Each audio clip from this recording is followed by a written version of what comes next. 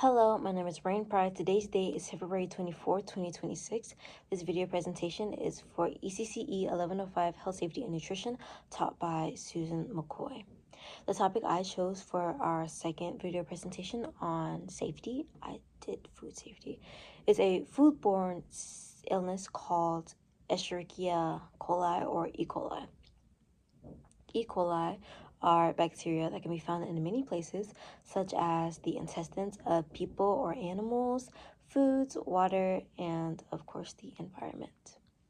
E. coli is very common. It is typically harmless, with it being a healthy part of a intestinal tract.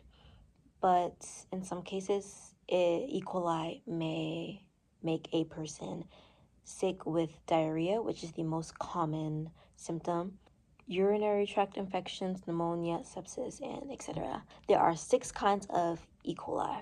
Shigatoxin-producing E. coli, STEC, enterotoxigenic E. coli, ECCE, enteropathogenic E. coli, EPEC, interinvasive E. coli, EIEC, enteroaggregative E. coli, EAEC, and diffusely adherent E. coli, DAEC.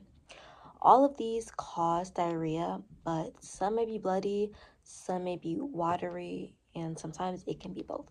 Other symptoms are stomach cramps, vomiting, bloody pee, a fever higher than 102 degrees, and dehydration. Hemolytic uremic syndrome, or HUS, is also a symptom.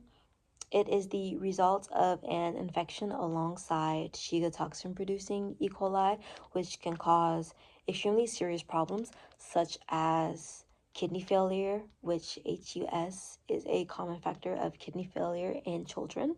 It can also lead to permanent health problems or even death.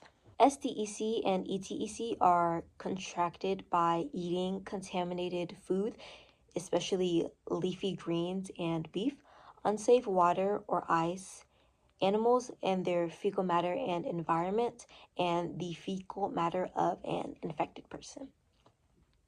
EPEC and EIEC are only contracted by orally consuming the fecal matter of an infected person. The causes of EAEC and DAEC are currently basically unknown.